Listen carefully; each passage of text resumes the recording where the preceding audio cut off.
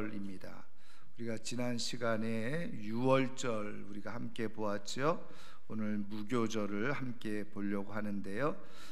무교절은 말 그대로 누룩 없는 빵을 먹는 그런 절기를 말합니다. 그래서 히브리어로는 하그 함마조트라는 말이고요. 영어로는 언레번드죠. 언레번드.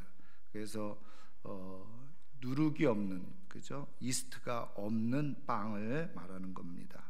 자, 그 다음에 무교절의 그런 의미는 뭐냐? 출애굽기 12장 15절 17절 같이 읽습니다. 너희는 이레 동안 무교병을 먹을지니 그 첫날에 누룩을 너희 집에서 제하라. 무릇 첫날부터 일곱째 날까지 유교병을 먹는 자는 이스라엘에서 끊어지리라. 너희는 무교절을 지키라. 이날에 내가 너희 군대를 애굽 땅에서 인도하여 내었음이니라. 그러므로 너희가 영원한 규례로 삼아 대대로 이날을 지킬지니라. 아멘. 그래서 무교절은 한마디로 말하면 무교병, 이렇게 우리식으로 말하면 빵, 떡 이렇게 얘기하는 거죠. 무교병을 먹는 날을 말합니다. 근데 이제 왜 이 무교절을 지키라고 말씀하고 계시느냐? 이날에 내가 너희 군대를 애굽 땅에서 인도하여 내었음이니라. 그래서 이스라엘 백성들을 애굽에서 인도하여 낸 것을 기억하고 기념해서 이 무교병을 먹으라고 말씀하고 있는 것입니다. 그래서 무교병이 어떻게 생겼나 사진을 한번 보시면 됩니다. 사진을 하나 보여주시죠. 네, 사진이 안 올라오네요. 네, 꼭 비스켓처럼 생겼죠. 저렇게 생겼습니다. 저도 전에 한번 어디 가서 저걸 한번 먹어봤는데요. 맛이 있을까요, 없을까요? 맛있어요? 당뇨병이 있는 사람은 좋을 것 같은데 맛이 별로 없어요. 근데 이제 저거를 우리가 저 뒤에서도 보겠습니다만은 일주일 내내 저거를 먹도록 되어져 있습니다. 그러니까는 저 무교병을 왜 먹으라고 하실까? 맛도 없는 거를. 근데 이제 우리가 이제 위생학적으로 말씀드린 것처럼 저거를 이제 급히 만들어서 먹으라고 했잖아요. 그리고 이제 애굽에서 나가면서 언제 음식을 만들어 먹을 시간이 있겠습니까? 근데 이제 누룩이 들어가 있는 떡은 조금만 지나면 상하잖아요.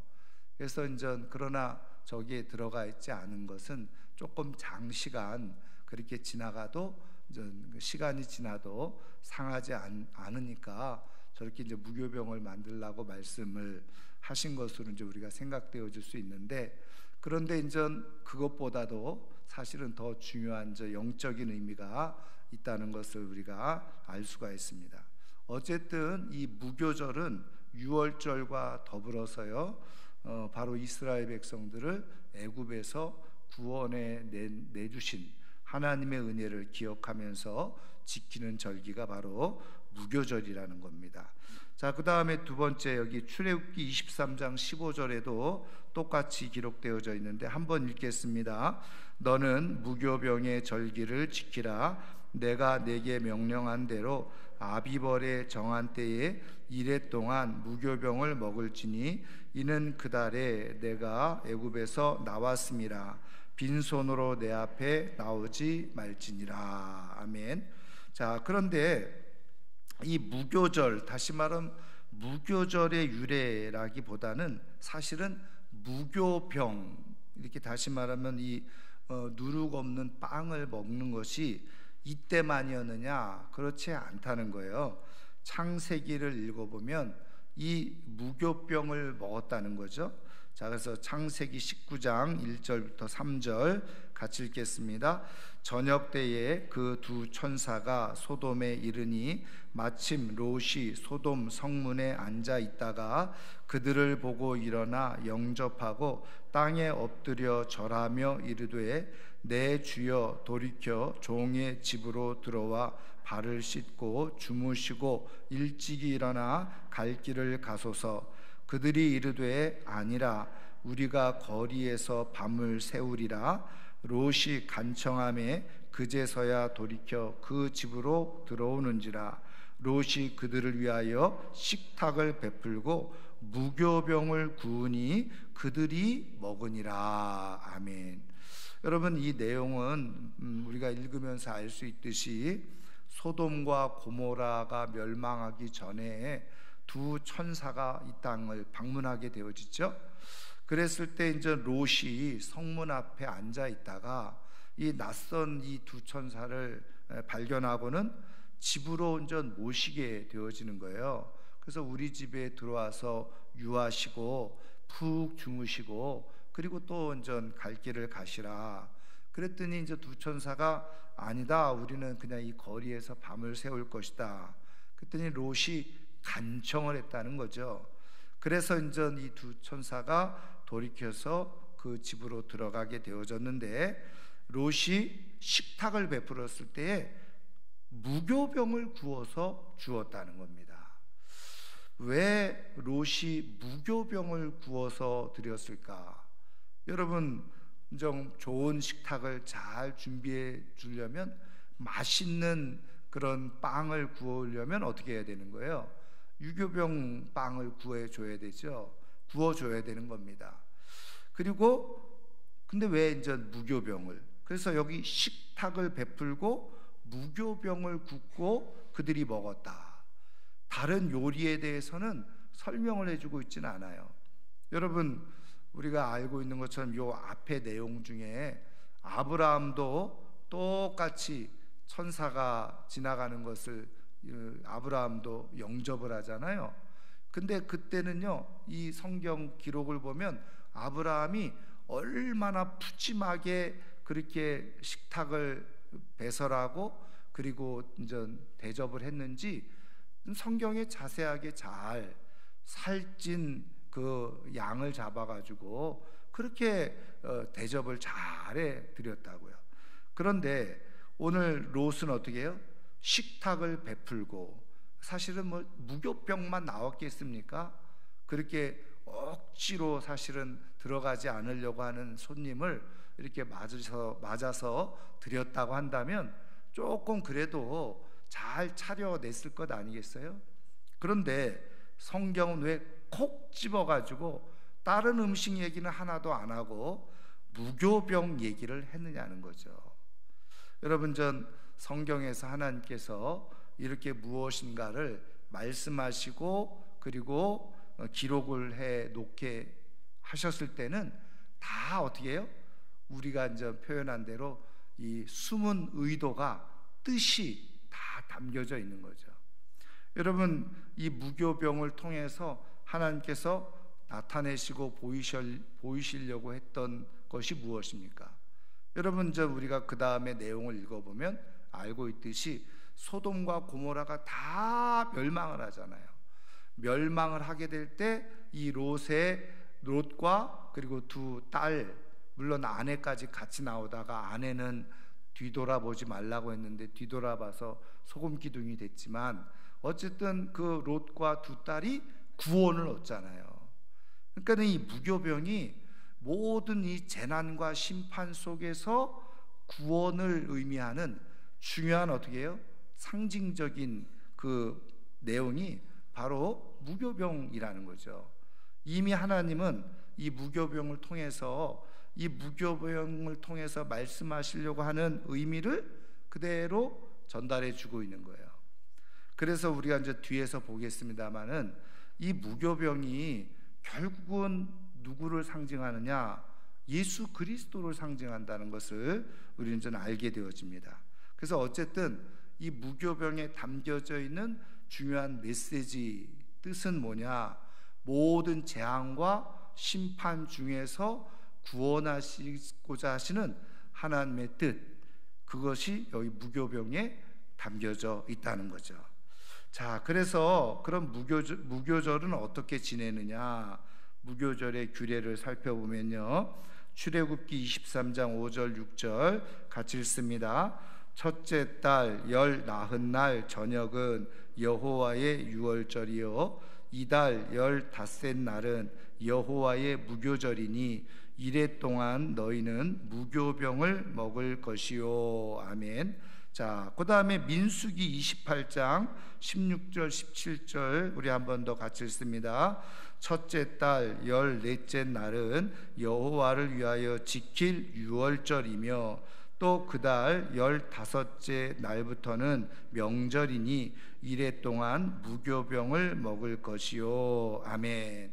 자, 그러니까 유월절은 어떻게 해요? 종교력으로 우리가 지난 시간에 우리가 이야기를 하면서 이스라엘에서는 종교력이 있고 민간력 혹은 다른 말로 농사력 이렇게 두 개의 달력이 있다고 그랬죠. 성경을 읽어보면요 이 두 개의 달력이 막 뒤섞여서 나와요. 그러니까 이걸 잘 살피지 않으면 막 이 날짜가 자꾸 헛갈리게 그렇게 우리가 생각되어질 수 있어요. 자, 어쨌든 이 첫째 달 열 나흔 날 저녁, 한마디로 말하면 종교력으로 이스라엘이 애굽에서 나온 것을 기점으로 삼는 이 종교력으로 삼으면 1월 14일이죠. 그래서 민간력, 당시에 쓰던 유대인 민간력으로 따지면 이때가 언제입니까?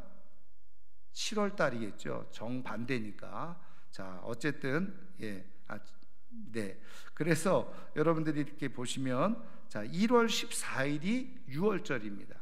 그래서 여러분 이스라엘의 시간은 그 하루가 우리는 자정에서부터 자정까지 이렇게 이제 하루를 이렇게 시간을 계산하잖아요. 근데 이제 우리가 성경을 통해서 알 수 있듯이 유대인들의 하루는 좀 우리랑 다르죠. 어떻게 해요? 해가 질 저녁부터 그 다음 날 어떻게 해요? 해가 질 때까지예요. 그러니까는 시간이 좀 달라요. 그래서 우리가 이제 창세기 1장을 읽어보면 저녁이 되고 아침이 되니 첫째 날이니라 이렇게. 그래서 우리랑 이 날을 시간을 계산하는 게 조금 달라서 우리가 혼동이 될 수 있는데, 그래서 첫째 달 열 나흘 저녁 그때가 유월절 하루를 지키는 거예요. 그리고 15일부터 일주일 동안은 어떻게 해요? 무교절을 지킵니다. 그래서 이제 유월절은 엄밀하게 말하면 하루고, 그리고 이제 무교절은 이제 일주일 동안 그렇게 지키게 된다는 거예요. 그런데 이제 우리가 성경을 읽어보면요, 뒤로 가면 이 유월절과 무교절이 같이 사실은 뒤섞여 있어요. 그래서 오늘 우리가 읽은 12장에도 보면요, 이 무교절을 설명하면서 어떻게 말씀해주고 있느냐, 12장 18절을 한번 보세요. 성경 12장 18절 보면 첫째 달 그달 열 나흔 날 저녁부터 이렇게 돼 있죠. 근데 우리가 이미 이제 배운 대로 열 나흘 날 저녁은 뭐였어요? 유월절이었단 말이에요. 근데 지금 무교절을 설명하면서 바로 이 첫째 그달 14일부터 이렇게 무교절이라고 말하고 있는 것을 보게 되어져요. 그래서 이제 우리가 그 누가복음 신약 성경에 가면요, 제가 기록은 안 했지만 누가복음 22장을 읽어보면 1절에 뭐라고 기록되어 있냐면 유월절이라고 하는 무교절, 이렇게 유월절이라고 하는 무교절이 다가오매. 그래서 사실은 유월절과 무교절이 같이 뒤섞여서, 그래서 이제 뒤로 가면은 이제 유월절보다는 무교절이라고 하는 이름으로 그렇게 중요한 3대 절기를 지키라고 할 때 무교절 이렇게 지키도록 기록해 주고 있는 것을 이제 우리가 보게 되어집니다. 자, 그러면 이게 이제 어떤 의미가 있느냐? 바로 이때가 언제냐? 유월절은 14일이잖아요. 그러면은 이게 시간으로 따지면 금요일 날 저녁입니다. 금요일 날 저녁. 금요일 날 저녁부터 토요일 날 저녁까지, 저녁 전까지죠. 이게 바로 유월절을 지키는 시간입니다. 그리고 이제 15일 날 저녁부터, 그러면 그때는 언제냐? 바로 안식일이 되어지죠. 그래서 여러분, 유대인들이 지키는 안식일은 정확하게 따지면 어떻게 돼요? 토요일 날 저녁부터입니다. 그래서 토요일 날을 안식일로 또 이렇게 지키는 사람들이 있잖아요. 그래서 토요일 날 저녁부터 그 다음까지가 안식일이거든요. 이제 그런 의미에서 이제 15일이 되어지면 안식일이 되어져서 안식일을 지켜야 되는 거예요. 자, 그래서 이제 우리가 이제 살펴보면 예수님이 우리가 언제 십자가에서 돌아가시게 되죠? 그냥 요일로 따지면 금요일이잖아요, 그날이. 그래서 유월절 전에 이제 예수님을 처형하려고 했던 거죠. 왜? 유월절부터는 우리가 알고 있는 그대로 명절이 이제 일주일 동안 지나가기 때문에 유월절 전에, 그래서 유월절은 금요일 저녁부터 시작되니까 이제 예수님은 언제, 그죠? 오전 9시에 십자가에 달리셔서 그리고 오후 3시에 운명하시잖아요. 그리고 이제 아리마대 사람 요셉에 의해서 무덤으로 이제 무덤에 묻히시잖아요. 그러니까 이 저녁 시간에 정확하게 예수님은 어디예요? 무덤에 묻히시는 거예요. 자, 그리고 이제 밤이 지나고 그 다음 전 안식일이 지나고 첫째 날, 그래서 부활이 이제 이루어지게 되어지는데, 여러분 이제 다음 시간에 이제 우리가 초실절을 배울 텐데요. 초실절은 이 무교절하고 사실은 겹쳐져 있습니다. 그래서 한편으로는 무교절이라고 하기도 하고, 그 무교절 지난 첫날부터를 초실절로 계산을 해요. 그러면 초실절이 뭐예요? 첫 열매를 따서, 이삭이죠.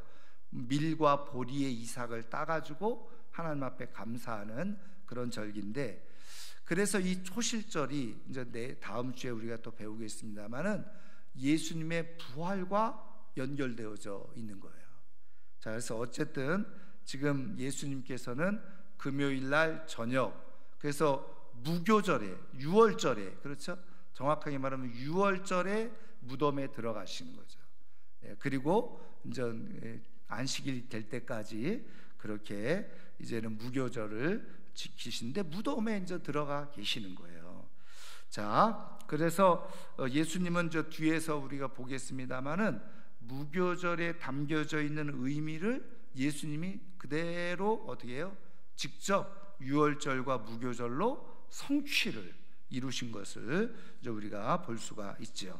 자, 그 다음에 이제 우리가 보도록 하겠습니다. 2번 보겠습니다.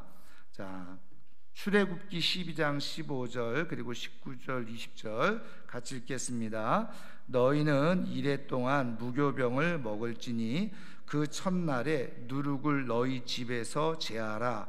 무릇 첫날부터 일곱째 날까지 유교병을 먹는 자는 이스라엘에서 끊어지리라. 이레 동안은 누룩이 너희 집에서 발견되지 아니하도록 하라. 무릇 유교물을 먹는 자는 타국인이든지 본국에서 난 자든지를 막론하고 이스라엘 회중에서 끊어지리니 너희는 아무 유교물이든지 먹지 말고 너희 모든 유하는 곳에서 무교병을 먹을지니라. 아멘. 자, 그래서 이 무교절을 지킬 때에 하지 말아야 될 것이 있고 해야 될 것이 있었어요. 그래서 하지 말아야 될 것 첫 번째가 뭐냐? 집안에 이 무교절이 다가오기 전에 다 뭐 하라는 거예요? 누룩을 집에서 다 제하는 거예요. 누룩을 없애야 되는 거예요. 그래서 7일 동안은 집에 누룩이 있어서는 안 되는 거예요. 자, 그러면 이 누룩이 의미하는 바가 뭐라고 그랬죠? 우리가 이제 성경을 보면 누룩이 의미하고 뜻하는 바는 사실은 죄를 말하는 거거든요. 그러니까 이 무교절을 지키는 동안에 무엇이 없어야 돼요? 죄의 모습이 없어야 되는 거예요. 그래서 이것을 영적인 의미로 어떻게 하느냐? 철저한 죄의 회개를 해야 되는 것이 바로 이 무교절에 담겨져 있는 또 하나의 메시지라는 거죠. 자, 그래서 오늘 우리가 이제 예수 그리스도를 통해서 우리의 삶을 하나님 앞에 드려지게 되어질 때 우리가 선행돼야 될 것이 뭐냐, 하나님 앞에 쓰여지기 위해서 마치 무교절을 지키는 것처럼 우리가 하나님 앞에 죄를 다 회개해야 된다는 거죠. 그렇게 되어질 때 우리가 하나님께서 받으심직한 그러한 우리의 삶으로 되어줄 수 있다는 것을 말씀해 주고 있는 겁니다. 자, 그 다음에 또 하나 우리 출애굽기 12장 16절 우리 한번 같이 읽겠습니다. 너희에게 첫날에도 성회요 일곱째 날에도 성회가 되리니 너희는 이 두 날에는 아무 일도 하지 말고 각자의 먹을 것만 갖출 것이니라. 아멘. 자, 민수기 28장 18절과 25절도 같이 읽습니다. 그 첫날에는 성회로 모일 것이요 아무 일도 하지 말 것이며 일곱째 날에는 성회로 모일 것이요 아무 일도 하지 말 것이니라. 아멘. 자, 그래서 이 무교절에 꼭 지켜야 될 것, 그래서 하나는 누룩을 없애야 된다 그랬죠. 그 다음에 하지 말아야 될 것 중에 하나가 바로 말씀드린 것처럼 6월절이 지난 무교절 첫 번째 날은 뭐였어요? 안식일이었어요. 성회니까 당연히 다 쉬어야 돼요. 아무 노동을 하지 말아야 되는 거예요. 그리고 나서 또 일주일을 지내고 일곱 번째 날 돌아오는 날이 뭐였어요? 또 안식일이죠. 그래서 아무것도 하지 않은 겁니다. 그래서 이 무교절에 강조해주고 중요한 것은 뭐냐? 바로 아무 일도 하지 않는 거예요. 이 아무 일을 하지 않는다는 건 뭐예요? 나의 생계를 위해서 일하지 말라는 거예요. 그러면 이걸 뒤집어서 왜 하나님은 이렇게 말씀하고 계시는 겁니까? 물론 안식일을 지키라고 하는 의미도 있지만 사실은 내가 내 생계를 위해서 일할 때는 내 삶에 집중하게 되어지는데 이때는 자신의 삶에 막 매여서 집중하는 것이 아니라 아무것도 하지 말라. 이것은 단순히 그냥 뭐 빈둥거리면서 그냥 들어누워 있어라 그런 의미가 아니라 어떤 의미입니까? 하나님을 집중해서 기억하고 생각해야 된다. 그래서 바로 하나님께 집중하는 절기가 바로 이 무교절이라는 거죠. 일을 안 하는 대신에 바로 이 정해진 이 두 안식일에는 정말 하나님께 집중하는 절기, 그것이 바로 무교절의 의미예요. 그래서 우리가 하나님 앞에 드려지게 될 때 앞서 말씀드린 것처럼 집안에 있는 모든 누룩을 다 없애야 해요. 흔적도 없애야 돼요. 다 청소를 해야 되는 거죠. 그리고 우리가 이제 회개를 하고 그 다음에 해야 될 일이 뭐라는 거예요? 하나님께 집중해야 된다는 거예요. 자, 그 다음에 이제 4번 보겠습니다. 자, 출애굽기 23장 15절 같이 읽습니다. 너는 무교병의 절기를 지키라. 내가 내게 명령한 대로 아비벌의 정한 때에 이래 동안 무교병을 먹을지니 이는 그 달에 내가 애굽에서 나왔음이라. 빈손으로 내 앞에 나오지 말지니라. 아멘. 여기서 제가 이제 굵은 글씨로 하나 쓰는 거를 빼먹었는데 뭐예요? 이래 동안 무교병을 먹는 거예요. 그래서 이제는 아까는 두 가지는 뭐였어요? 누룩을 없애야 되는 거, 그 다음에 성일에 노동을 하지 말아야 되는 것. 이건 하지 말아야 되는 것, 없애야 될 것이에요. 그런데 이제는 해야 될 것 두 가지를 말씀해 주고 있는데 하나는 뭐라는 거예요? 7일 동안 내내 뭘 먹어요? 무교병을 계속 먹는 거예요. 그래서 그러면 이 무교병을 먹으면서 무교병이 맛있었다고요? 맛이 없었다고요? 맛이 없었어요. 그래서 자녀들이 물어보는 거예요. 아유, 맛없는 걸 왜 이렇게 계속 먹어야 되냐? 여러분 조금 크면은 한두 번 설명해 주면 뭐 이해할 수 있을지 모르겠지만 여러분 어린아이들을 키워보면 금방 또 물어보잖아요. 이거 맛없는 거 왜 또 먹어야 돼? 왜 먹어야 돼? 이렇게 또 물어보지 않을까요? 좀 맛있는 거 먹고 싶다고 얘기하지 않겠어요? 여러분, 그때 7일 동안 내내 부모가 해줘야 될 말은 뭐냐? 우리를 구원하신 하나님을 기억해야 된다. 그래서 이 무교병을 먹게 하는 거예요. 그래서 여러분, 성경에서 이렇게 이제 자녀들을 양육하고 교육하는 데 있어서요, 중요한 건 말만이 아니었다는 거죠. 그래서 오감을 다 사용을 해서 하나님을 기억하도록. 그래서 우리가 그런 말 하잖아요. 그냥 머리로 기억하는 게 아니라 몸으로 기억하도록 가르치는 것이 바로 유대인들의 신앙교육이었다는, 몸으로 가르치는, 몸으로 체득하는 거예요. 그래서 제가 여러분 말씀드리는 것도, 여러분 머리로 하는 거는요, 어느 순간 지나가면 잊어버려요. 그래서 여러분, 그 운동선수들이 뭐를 기억합니까? 몸으로 기억하는 거예요. 여러분, 운전도 머리로 하는 게 아니에요. 처음에는 머리로 막 하죠, 배울 때는. 근데 이제 운전을 쭉 하다가 한동안 뭐 몇십 년을 안 하다가 다시 운전을 해도 운전이 돼요. 왜? 몸으로 익힌 거기 때문에. 자전거도 예를 들면 어렸을 때 한 번 탔어요. 근데 10년, 20년 안 탔어요. 근데 다시 자전거를 타게 될 때 자전거가 타지게 되는 거예요. 왜 그러냐? 몸으로 익힌 거는 잊어버리지 않는다는 거예요. 그래서 유대인들에게 이렇게 이런 무교병을 계속 일주일 내내 먹으면서 애들이 조금 불평하면서 이거 왜 먹어야 돼? 왜 먹어야 돼? 그럴 때 계속 무교병을 먹으면서 어떻게 해요? 하나님을 기억하는 거예요. 그리고 애굽에서의 고난의 시절을 기억하는 거예요. 그래서 우리가 이렇게 애굽에서 이렇게 고생을 했었는데 하나님이 우리를, 고생하는 우리를 이렇게 구원해 주셨다. 그래서 여러분, 사실은 자녀들 우리가 믿음으로 양육하고 키우는 게 쉽지 않죠. 근데 몸으로 익히게 하면 이게 떠나가지 않는다는 거예요. 그래서 예배도 몸으로 익히게 하고 헌신도 몸으로 익히게 하는. 그래서 정말 지혜로운 부모, 다시 말하면 신앙교육에 실패하지 않는 부모들은 어떻게 합니까? 헌금을 그냥 부모가 주는 게 아니라 자기가 준비하도록 하는 거예요. 헌금도. 그래서 하루 전날, 주일날 가기 전에 가방을 스스로 챙길 수 있도록 다 몸으로, 자기가 하나님을 예배하는 그런 사람으로. 근데 우리는 어떻게 합니까? 그냥 일주일 내내 책가방 들고 다니다가 교회 갈 때 그냥 가방 둘러매고 가잖아요. 헌금을 주는지 안 주는지. 또 어떤 부모는 헌금 챙겨주는 것만 해도 감사해. 근데 여러분, 요즘 교회 학교에서 헌금 제대로 아이들이 합니까? 몸으로 체득이 안 되는 거예요. 그러니까 나중에 커서 헌금하려고 그러면 왜 해야 되나?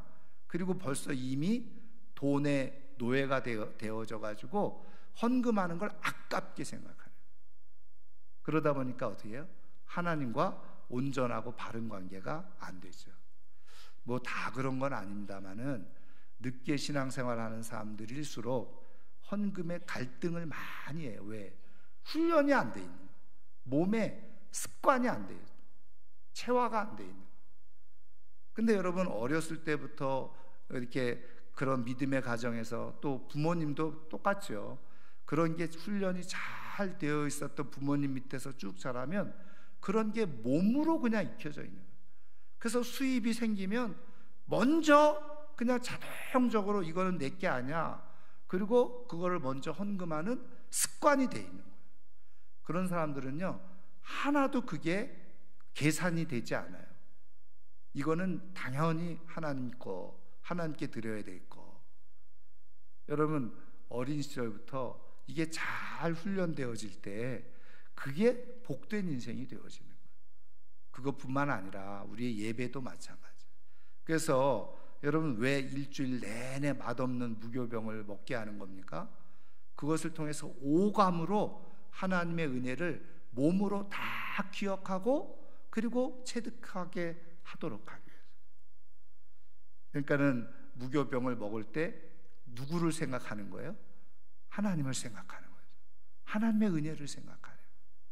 여러분, 그래서 지난번에 저희 이제 그 온세대 예배 세미나 거기에 이제 갔을 때, 또 우리 교회에서도 우리 코로나 때에 가정 예배에 관해서 우리가 세미나를 한번 했잖아요. 그래서 가정의 분위기를 그렇게 만들으라는 거예요. 그래서 가정에서 늘 보이는 게 성경, 보이는 게 십자가. 그래서 제가 지금 어느 성도님이요, 십자가를 은혜를 받고 나서 이분이 자기 자비를 들여서 십자가를 만들어서 지금 그냥 무상으로 주고 있대요, 교회들마다. 근데 이제 이분이, 저는 직접 보지 않았어요. 이제 들은 얘기인데, 그래서 저희도 한번 이제 십자가를 이제 걸기로 제가 마음을 좀 어느 시기가 좋을까 이제 생각을 하고 있는데, 이분이요, 조금 이제 재력은 있는 분인데 늦게 예수님을 알게 됐대요. 근데 그게 너무너무 감격스러워서 이 어떻게 하면 이 십자가를 기억할까? 그래서 이제 자기가 만들어서 걸고, 그러니까는 너무 좋더라는 거죠. 근데 가만히 보니까 성도들이, 십자가 없는 사람들이 너무너무 많다는 걸 이분이 본 거예요. 그래서 이분의 비전이 생겼어요. 우리나라의 모든 성도들은 다 십자가를 걸고 다니는 거. 그래서 자기 사비를 들여서 십자가를 만들어줘요. 근데 이제 자기가 그런 이제 열정이 생겨가지고요, 십자가를 만들어서 교회에다 갖다 주려고 이제 교회에 갔대요. 그랬더니 문전박대를 당했다는 거예요. 그래서 이유가 뭐냐, 저도 직접 들은 건 아니지만 그 목사님을 통해서 들었는데, 이분의 인상이 너무 이상하게 생겼대. 그래서 십자가를 팔러 오는 걸로 오해를 한다는 거예요. 그래서 자기가 이제 직접 교회는 안 가고, 이렇게 저처럼 전에 들은 목사님들이 소식을 알고 자기에게 연락을 하면, 이제 이 부산에 있는 분이기 때문에 이제 가서 찾아가면 아주 그 목사님이 걸고 있는데 십자가 나무 이렇게 목고 십자가인데 이렇게 아주 괜찮더라고요. 그래서 또 우리 교회도 한번 전교인 십자가 걸고 다니기, 이걸 하면 좋을 것 같아요. 그래서 제가 이 목사님이 이제 그 수련회 갔는데 계속 이거를 걸고 있어요. 근데 제가 이제 문득 기도하다가 이런 생각이 들은 거예요. 이거를 계속 이렇게 걸고 다니면 어떨까? 이 십자가 때문에 예를 들면 막말을 막 하고 싶다가도 십자가 보고 조금 조심하고, 다른 안 믿는 사람들하고 만날 때도 내가 십자가를 걸고 있는데 내가 인간적인 모습으로 다 드러내고 나타내 보이지 못하지 않을까, 이런 생각이 문득 들면서, 이거 행동에 굉장한 제약이 있겠지만 그러나 또 한편으로는 굉장히 의미 있는 퍼포먼스가 되겠구나, 이런 생각을 좀 해봤어요. 그래서 여러분, 조만간에 십자가 걸기를 할 텐데, 제가 지나가다가, 저도 물론 당연히 걸고 다니기도 할 건데, 다니다가 우리 교인들이 십자가가 없어. 그러면 전 사진 찍어놨다가 벌금을 10,000원씩 농담이고요. 그만큼 이제 그 몸으로 우리가 그런 전 어떤 영적인 신앙의 삶을 스스로 이제 제어하는 그런 모습이 필요하지 않을까. 몸으로 신앙생활을 하는 거죠. 여러분, 일주일 내내 무교병을 먹게 한 것은 그런 의미가 있다. 자, 그 다음에 이제 당연히 무교절을 지키면서 어떻게 해요? 하나님 앞에 빈손으로 나오지 마라. 그 내용이 무엇입니까? 바로 5번에 민수기 28장 19절 20절인데요 우리 한번 같이 읽겠습니다. 수송아지 2마리와 순양 1마리와 1년 된 순양 7마리를 다 흠 없는 것으로 여호와께 화제를 드려 번제가 되게 할 것이며, 그 소제로는 고운 가루에 기름을 섞어서 쓰되, 숫송아지 1마리에는 10분의 3이요 순양 1마리에는 10분의 1을 드리고, 어린 양 7에는 어린 양 1마리마다 10분의 1을 드릴 것이며, 또 너희를 속죄하기 위하여 순염소 한 마리로 속죄 제를 드리되 아침의 번제 곧 상번제 외에 그것들을 드릴 것이니라. 너희는 이 순서대로 이레 동안 매일 여호와께 향기로운 화제의 음식을 드리되 상번제와 그 전제 외에 드릴 것이며. 아멘. 여기 일주일 내내 하나님 앞에 뭐예요? 화제라는 게 뭐라 그랬죠? 불로 태워서 드리는 제사, 드리라는 거죠. 근데 여기 보면 뭐예요? 상번제 외에 그랬죠. 상번제는 말 그대로 똑같은 거예요. 매일 드리는 제사를 얘기하는 거예요. 제사장들이 매일 드리는 제사 외에 이 무교절에는 따로 또 드리라는 거죠. 그 다음에 또 전제는 뭐라 그랬어요? 포도주를 부어서 드리는 제사라 그랬죠. 그래서 이런 것 외에 바로 무교절에 드려야 될 것 따로 구별해서 하나님 앞에 드려야 된다. 그래서 빈손으로 내 앞에 나오지 말라. 한마디로 말하면 여기 화제 불태워서 번제가 되게 하라. 우리가 이미 배웠죠? 번제가 되게 한다는 것은 어떤 의미가 있습니까? 바로 나를 다 드린다는 의미가 있는 거죠. 헌신의 의미가 있는 거예요. 그러니까 무교절이라고 하는 이 절기를 지키면서 하나님 앞에 어떻게 한다는 거예요? 나를 다 드립니다. 헌신의 결단, 감사의 고백을 가지고 헌신의 결단을 하면서 드리는 거예요. 그러면 이거는 오늘날 뭘 얘기하느냐? 예배를 말하는 거죠. 이 모든 제사 예배잖아요. 그러니까 우리의 예배 속에는 담겨져 있는 의미가 많이 있는데, 예배는 뭐예요? 말 그대로 내가 하나님 앞에 이 나를 구원해 주신 은혜, 그것을 기억하고 내가 하나님 앞에 나 스스로를 다 드립니다. 그게 바로 예배에 담겨져 있는 의미라는 거죠. 자, 그래서 우리가 진짜 구원받은 하나님의 사람들은 예배를 당연히 중요하게 여기고 그 예배 중심의 삶을 살아가게 되어지는 거예요. 그것을 깨닫는 사람. 왜요? 말씀대로 어떻게 해요? 빈손으로 나오지 마라. 너를 다 드려라. 그렇게 말씀하고 있기 때문에 그렇죠. 그런 의미에서 우리가 구원받은 사람들이 왜 예배를 드려야 되냐 자꾸 이렇게 생각하기 쉬운데, 말씀드린 것처럼 내가 하나님으로부터 구원받은 사람이라고 한다면 하나님 앞에 온전히 우리의 삶을 다 드리는 것, 그것이 지극히 정상적이고 당연한 일이다. 자, 그래서 말씀드린 것처럼 무교절과 그리스도 어떤 관련이 있느냐, 지금 우리가 계속해서 살펴보았습니다만은 다시 정리를 하면 누가복음 12장 1절 같이 읽습니다. 그동안에 무리 수만 명이 모여 서로 밟힐 만큼 되었더니 예수께서 먼저 제자들에게 말씀하여 이르시되 바리새인들의 누룩 곧 외식을 주의하라. 그래서 예수님도 여러 가지 말씀을 전하실 때 바로 이 누룩에 대해서 부정적인 의미, 죄, 그리고 외식, 이렇게 표현을 해주고 있는 것을 우리가 볼 수 있죠. 자, 요한복음 6장 35절입니다. 예수께서 이르시되 나는 생명의 떡이니 내게 오는 자는 결코 줄이지 아니할 터이요 나를 믿는 자는 영원히 목마르지 아니하리라. 아멘. 예수님 스스로 당신 자신을 뭐라고 표현하셨다고요?